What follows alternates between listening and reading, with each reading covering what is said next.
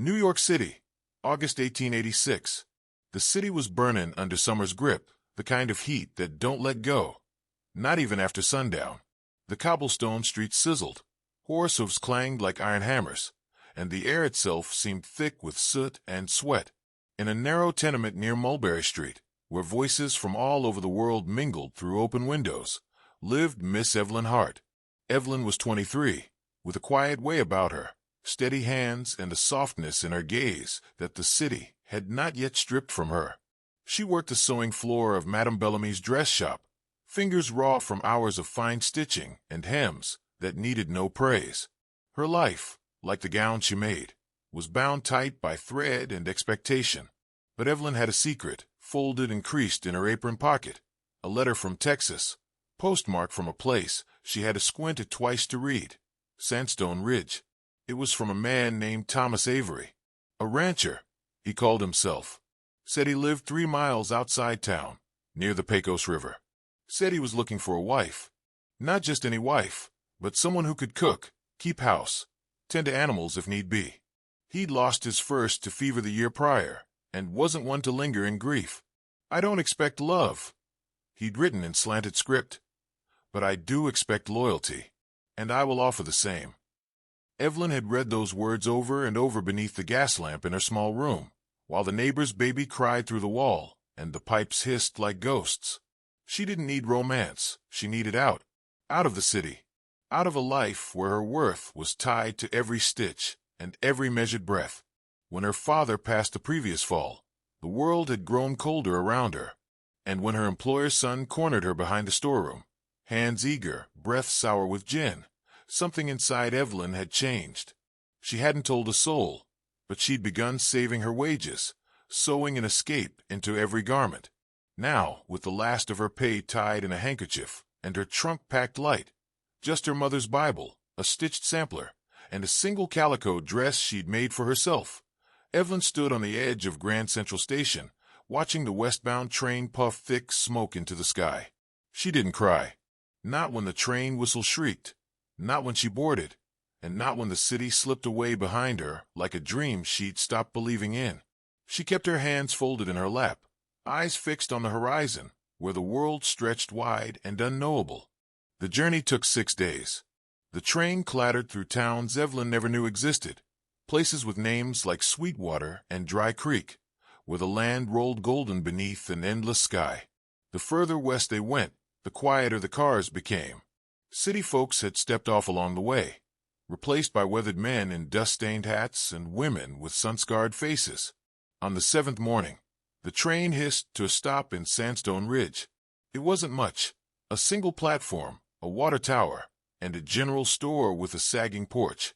The wind carried the scent of dry mesquite, and earth baked hard under the summer sun. Eveline stepped down with her carpet bag in one hand and her heart somewhere near her throat. A man stood near the edge of the platform. He was tall, with shoulders wide from labor and a jaw shadowed in stubble. His hat was pulled low, but when he looked up, she saw eyes the color of river stone, cool, unreadable. "You Eveline Hart?" he asked. She nodded. "Mr. Avery?" He gave a slight dip of his head. "Thomas'll do." He didn't offer his hand, nor did he smile. Just turned, took her bag without a word, and walked toward a wagon hitched to a single-roan mare. Eveline hesitated a moment, then followed, dust kicking up around her shoes. The ride was long and quiet. The road twisted through open prairie dotted with scrub oak and the occasional jackrabbit darting from cover. Eveline sat straight-backed, glancing sideways at the man beside her. He didn't speak, not until the ranch came into view, modest but solid. A small house of sun-washed wood, a barn tilting slightly, and a fence line stretching out toward the river. "House needs paint," he said, as if apologizing. "I'll get to it come fall." Eveline didn't answer. She was watching a hawk circle overhead, wondering if it was free or just lonely. Inside, the house smelled of cedar and old tobacco. The parlor was bare but clean. A fire had been lit despite the heat, a nervous habit, she guessed. He showed her the kitchen, the pantry, the lean-to that passed for a bathhouse. Then he pointed to the back room. "That's yours."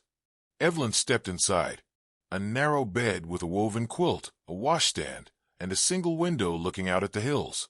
She closed the door and sat down. Her hands shook, not with fear, but with the weight of change. That evening, they ate in silence. Salt pork and beans.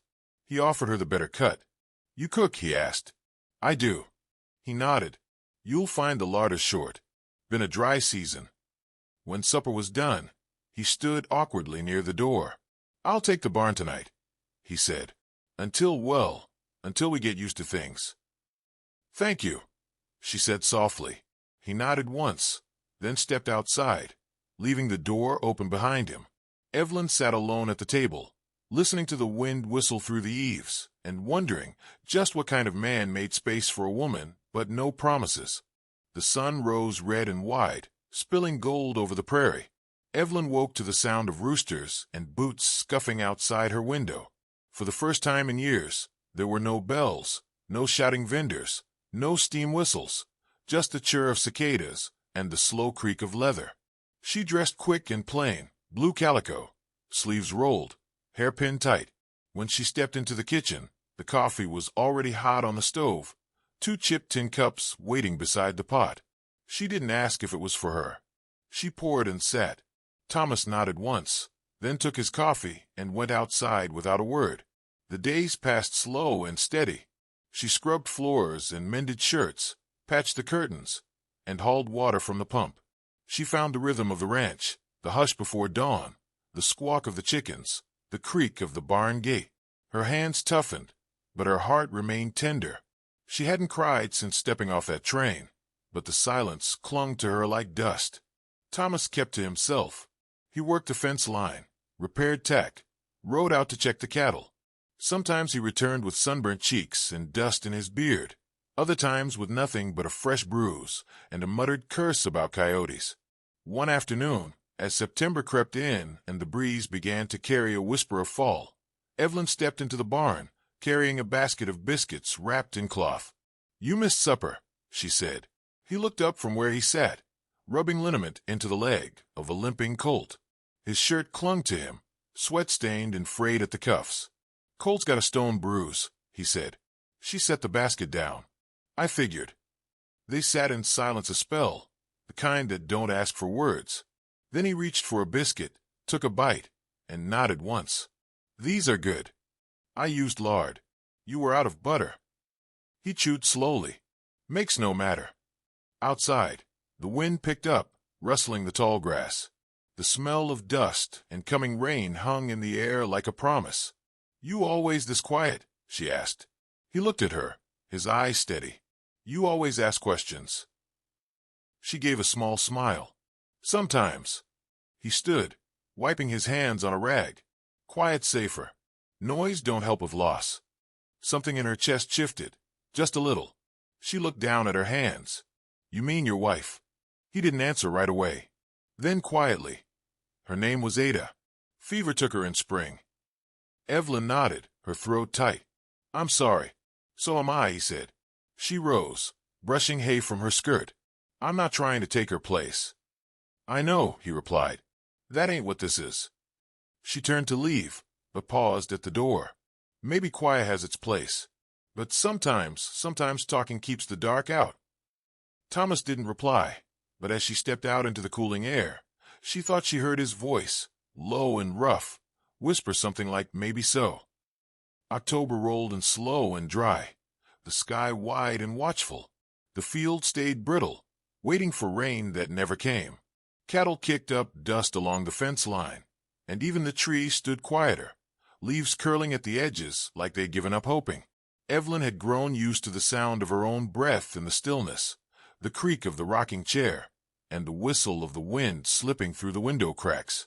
Her hands moved steady, sewing, stirring, sweeping, but her thoughts often wandered. Each night, Thomas slept in the barn. Each morning, he'd ride out before the rooster crowed, come back only when the sun dipped low and the sky burned with fire. One afternoon, she found herself standing on the back porch, watching him mend a sagging section of fence. Sweat clung to his brow, his shirt stuck to his back, and when he wiped his face with the sleeve, she noticed the limp in his step. "You're hurt," she called. He didn't look up. Just stiff. You limp like a man hiding pain. He set the hammer down and turned slow. I limp like a man who got thrown from a green gelding and didn't bounce the way he used to. She stepped down the stairs and crossed the yard. Let me look at it. He hesitated, then sat on the overturned bucket beside the trough. She knelt and rolled his trouser leg up careful-like. His knee was swollen, bruised something fierce. You've been walking on this for days. Didn't have much choice. You do now, she said. You've got me. He looked at her then, not just a glance, but a proper look. She could feel it, like a warm hand on her back. You ever learn doctoring? He asked. Enough to know rest helps, and that a man needs to stop being so proud. That earned her the closest thing to a smile she'd seen since she stepped off the train. That night, as dusk settled like ash across the hills, Eveline cooked beans with salt pork and fried up cornmeal cakes in the old skillet. Thomas sat at the table, leg propped up, watching her. I ain't thanked you, he said. For what? For coming. She set a plate in front of him. I didn't come for thanks. Then why? She paused, then sat across from him. Because sometimes a woman's gotta choose between staying somewhere she don't belong and going somewhere she don't yet understand. He nodded slowly, chewing his food with care. Reckon I know the feeling. They ate in silence for a while, the good kind, the kind that says more than words. Outside, a lone coyote howled somewhere on the ridge, and for once, neither of them flinched. Later, she found an extra quilt and laid it out on the floor beside the stove. You don't have to go to the barn tonight, she said. Thomas looked at the space, then at her. And if I stayed, then I wouldn't be alone when the wind blows through the cracks. He didn't answer right away, just nodded and set his pillow down beside the hearth. As the fire crackled low, they sat in the orange glow. Not lovers, not yet, but something was shifting, like thunder rolling far off. And though the rain hadn't come, they both knew it wasn't far behind. A week passed, then two, and with each day, the ranch began to feel more lived in. Eveline scrubbed the porch railings clean, planted late corn in the softest patch of soil she could find, and even taught herself how to mend saddle leather when Thomas's old cinch snapped. Thomas had started eating all his meals at the table now, and though he still said little, his presence spoke more than words. Sometimes Eveline caught him watching her, quiet, thoughtful, not like a man looking for beauty, but like someone remembering what comfort felt like. One morning, while the sun still hung low and pale, Thomas came in from the barn, dust on his boots and a crease between his brows. You ride out today? Eveline asked, handing him a cup of coffee. Thought I'd take the long trail up past Split Rock, he said. Cattle been spooked. Something ain't sitting right. Wolves, she asked. Could be. Or someone worse. He didn't explain, and she didn't press. But when he rode out, rifle strapped across his saddle, she stood on the porch longer than usual, watching until the dust from his horse settled back into the earth. That afternoon, while shelling beans on the porch, Eveline heard it, a low whistle through the brush. Not wind, not birdsong, a tune. She stood slow, setting the bowl aside. The sound was faint but sure, coming from the grove behind the chicken coop. She stepped down the porch steps, her breath caught somewhere between her ribs and her throat. Then she saw him. A boy, no more than 10, maybe 11, barefoot, shirt torn at the hem, hair the color of dusty straw. He stood at the edge of the grove, watching her with eyes too knowing for someone his size. Hello, Eveline said gently. The boy didn't answer, just blinked once, then stepped back into the shadows. She moved forward, careful not to startle him. But when she reached the grove, he was gone. No footprints, no rustle, just the wind sighing through the trees. When Thomas returned, dusk already climbing the sky, she told him what she'd seen. He went still. You sure? He asked, setting down his rifle. I saw him clear as day. Young, watching the house. Thomas exhaled slow. You didn't imagine him. Who is he? He looked out at the grove, jaw tight. Name's Silas Boyd. Or was. He died 2 summers back. Drowned in the Pecos. Folks say his spirit wanders the ridge, especially when change is coming. Eveline felt the hairs on her neck rise. You believe that? Thomas met her gaze. I believe things linger when they ain't finished. That night, she lit a candle and set it on the porch rail, letting it burn until the wick curled in on itself. She didn't know if it was for the boy or for herself, but either way, the flame felt like a promise. Inside, Thomas pulled a second chair close to the fire, closer than before, and when Eveline sat beside him, their knees brushed. Neither spoke, but both listened, to the creak of the house, to the hush of the prairie, and to the ghost of a boy reminding them that some things only appear when you're finally ready to see them. October deepened, and with it came clouds, the kind that stack heavy and low, dark as ash and full of old grudges. For days they hovered, thickening, whispering, with wind through the branches. Eveline felt it in her bones, the way an old injury aches just before the storm. That morning, she found Thomas by the barn, eyes turned skyward. Looks like we'll get rain, she said. He nodded, slow. Been a long time coming. Eveline made stew that day, rabbit, potatoes, a pinch of sage.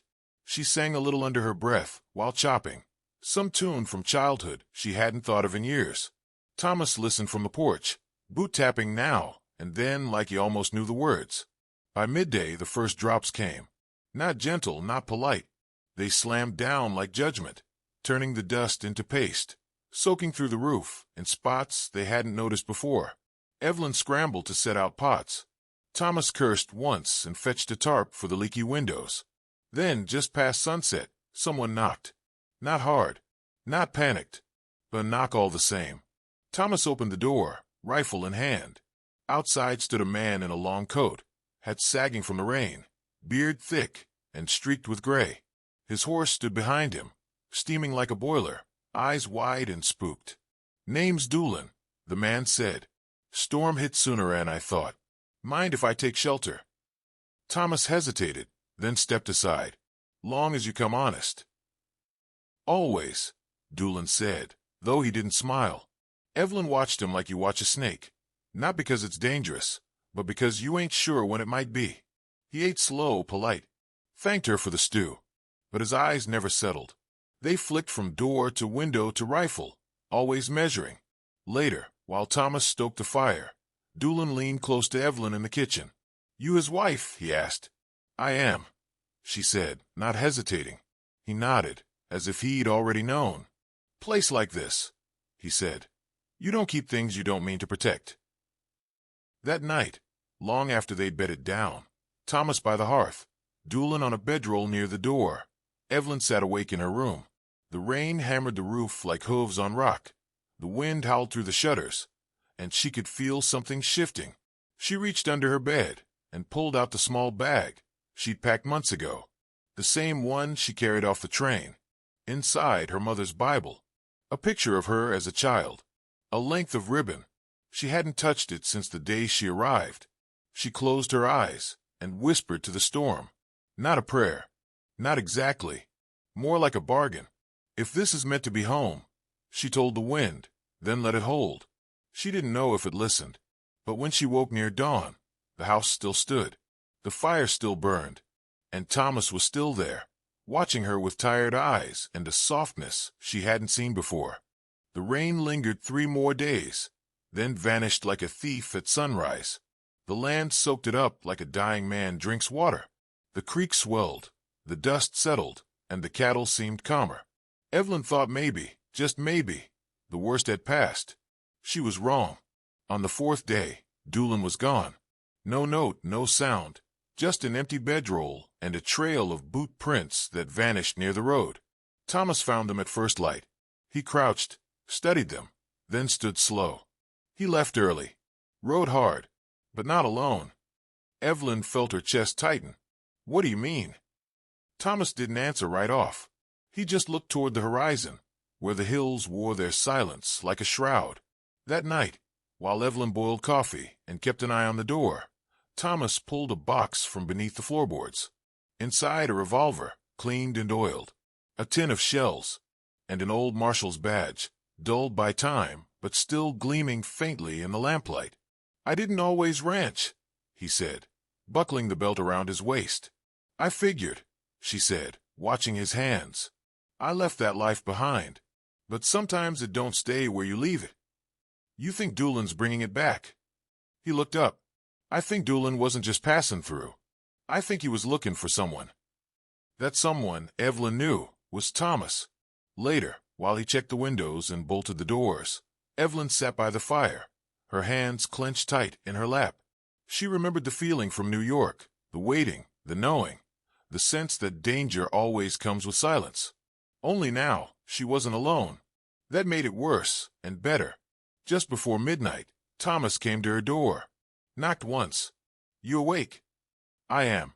He stepped in, eyes shadowed in firelight. If you'd rather go, I can take you to town come morning. She stood. Why would I go? It ain't safe here. It wasn't safe in the city either, she said, voice low. But I didn't come here to run.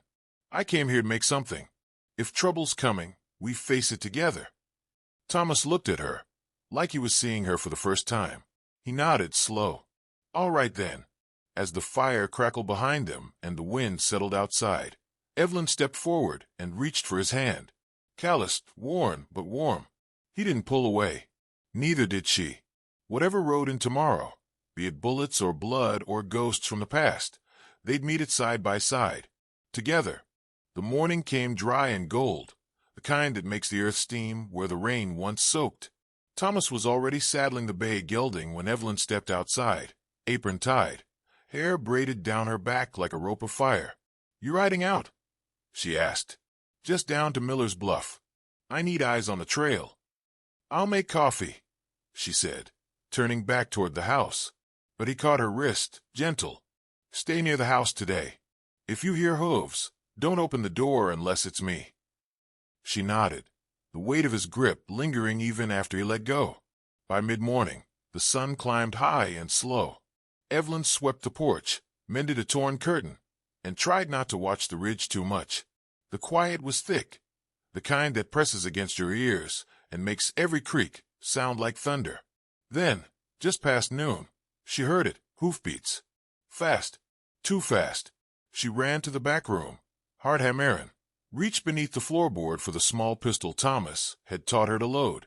Her hands weren't steady, but they were sure. The hoofbeats stopped. A knock, sharp and sudden. Eveline, came a voice. It's me. She opened the door. Thomas stepped inside, soaked in sweat and breathing hard. They're close. Maybe 2 miles out. Doolin and 2 others. What do they want? Me. Maybe the land. Maybe both. She set the pistol on the table. Then we stand. No, he said. You hide. I won't. I can't risk you. She stepped forward. Thomas Avery, I crossed 1,000 miles of steel and shame to get here. You don't get to send me back into the shadows now. He stared at her a long moment. Then he reached up, touched her face with the rough edge of his thumb. You've got more grit than most men I rode with. They took positions, Thomas by the window, rifle ready. Eveline near the kitchen wall, pistol in hand, a bucket of water on the stove and bandages beside it. The sun inched across the sky like it was holding its breath. Then they came. 3 riders, dust trailing like fire behind them. They didn't dismount, just circled slow, eyes sharp, rifles slung low. Thomas stepped out first. Doolin, he said, voice like gravel. Marshal Avery, Doolin replied. Heard you'd gone soft. I heard you never learned when to quit. You got something I want. Don't reckon I do. I want the deed. I want the land. And maybe I want the redhead too. That was when the shot rang out. Not from Thomas, but from the house. Eveline's bullet missed wide, but it did the job. Doolin flinched. Thomas didn't. He fired once, clean. Doolin dropped like a sack of wheat. The other 2 rode off, spurred hard by the promise of death. When the dust settled, Eveline stood in the doorway, smoke curling from her pistol. Thomas looked at her, breathless, bleeding from a graze to his shoulder. You missed, he said. I wasn't aiming for him, she replied. He grinned then, wide and wild and grateful. She ran to him, wrapped her arms around his neck, and held on like the world might still shake. But it didn't. Not that day. The days that followed were slower, softer. The land, once brittle and tense, seemed to stretch and breathe again. The air held a new scent, one of cedar smoke and turned earth, of apples ripening in the sun and wildflowers blooming late out of season. Thomas's wound was shallow, but Eveline treated it like it mattered. She boiled cloth, steeped willow bark, and read aloud from her mother's Bible, more for rhythm than meaning. Thomas listened without comment, eyes closed, his hand sometimes finding hers. By the end of the week, he could lift his arm again without flinching, and by the end of the second, he no longer slept in the barn. "I'll take the cot," he'd offered. But Eveline shook her head. "It's a marriage now. In truth, not just name." He nodded. "You sure? I wouldn't offer if I weren't." And so he stayed. Their bed was narrow, but neither minded. When he turned in his sleep, she turned too. And when she woke from dreams of smoke and steel rails, his hand was already there. They began to build in earnest. The fields, though dry, gave way to rows of late corn and a patch of winter greens Eveline coaxed from the soil. She traded biscuits for seeds with the neighboring ranch woman, Mrs. Callahan, a widow with sharp eyes and a warm laugh. "You married the quiet one," Callahan said. "I did. Heard he used to wear a badge." "I don't ask much about that," Eveline said. "Smart girl," Callahan replied. Word of Doolin's fall spread quick, though no lawman ever came asking. The sheriff in Sandstone Ridge sent a note. Trouble don't come where it don't belong. And that was the end of it. But Eveline still watched the road sometimes, just in case. Autumn set in slow and golden. The days shortened, and the sky deepened to a sharper blue. The air cooled just enough to pull quilts from trunks and stoke fires before supper. One night, while they shelled corn together, Eveline looked at Thomas and said, "You think you'll ever go back to that life? The badge?" Thomas shook his head. "Not unless it comes knocking. I got what I came west to find." She raised a brow. "And what's that?" "A place I don't have to leave. Someone who stays." Eveline smiled, leaned in, and kissed his temple. "You're not the only one who found it." That night, the first frost kissed the windows, and they slept wrapped together beneath a quilt stitched from two old lives now sewn into one. The first snow came gentle, not the kind that bites, but a dusting, like the land was taking a deep breath and settling in for what came next. Eveline stood on the porch wrapped in her shawl, watching flakes drift down in lazy spirals. Behind her, the smell of stew filled the house, and Thomas was splitting kindling with steady rhythm. It had been 3 months since she stepped off that train. 3 months since her life had cracked like ice and poured into something new. The ranch was holding. The fence line had been mended. The animals were fed and fattened. The root cellar stocked with jarred peaches, salted pork, and sacks of flour. And in the quiet places of her heart, Eveline found something she hadn't known how to ask for: peace. One evening, while they sat near the hearth, Thomas handed her a small box, rough-carved and wrapped in a strip of leather. "What's this?" she asked. "Was my mother's. Found it tucked in an old saddlebag. Figured you'd do it justice." Inside was a ring. Simple silver, the band worn smooth. The stone was nothing grand, just a bit of turquoise, sky blue and set firm. Eveline stared at it a long while. "You gave me your name months ago," she said. "This it wasn't needed." "Maybe not," he said, "but it was earned." She slid it on her finger. It fit, snug like it belonged. They didn't speak more on it. They didn't need to. That night, the fire burned low, and the wind howled soft across the ridge. They lay close beneath the quilt, Eveline's head on Thomas's chest, listening to the steady beat of a heart she now trusted like the rise of the sun. "You ever think about going back?" he asked, voice thick with sleep. "To New York," she murmured. "MHM. No. That place made me, but never wanted me." He was quiet a moment. "Well, this place wants you." She smiled against his skin. "Then I'm where I belong." Outside, the snow kept falling, soft as grace. Inside, the warmth wasn't just from the fire.